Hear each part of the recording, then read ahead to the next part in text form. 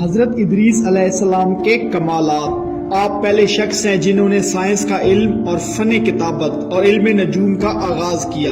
فرشتے 300 برس تک آپ کے ساتھ رہے اور کائنات کی تمام اشیاء کا علم آپ کو سکھایا گیا۔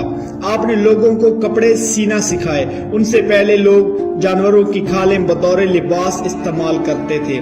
آپ نے اسلحہ ایجاد کیا۔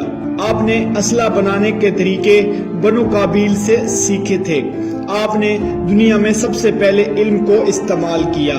آپ کو اللہ تعالیٰ کی طرف سے رمل کا علم دیا گیا۔ آپ سب سے زیادہ بولیاں جانتے تھے۔ حضرت مالک بن صوفہ رحمۃ اللہ علیہ فرماتے ہیں، رسول پاک صلی اللہ علیہ وسلم نے شب اسرار یعنی معراج شریف کا قصہ بیان کرتے ہوئے فرمایا، اس کے بعد جبرائیل مجھے چوتھے آسمان پر لے گئے اور دروازہ کھولنا چاہا۔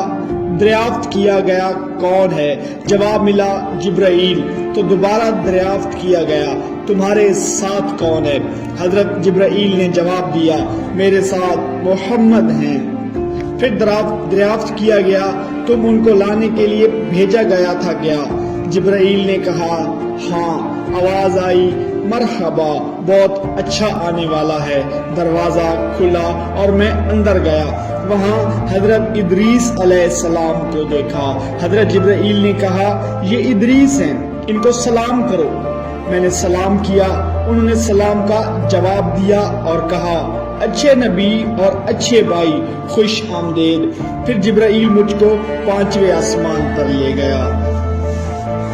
اس سلسلے میں ایک اور روایت ہے، چونکہ اللہ تعالیٰ نے فرمایا ہے حضرت ادریس علیہ السلام کو بلند مرتبہ عطا فرمایا گیا ہے، لیکن اسرائیلی روایتوں میں ہے اللہ تعالیٰ نے حضرت ادریس کو ایک بگولے میں آتش رت اور گھوڑے سمیت آسمان پر اٹھا لیا گیا۔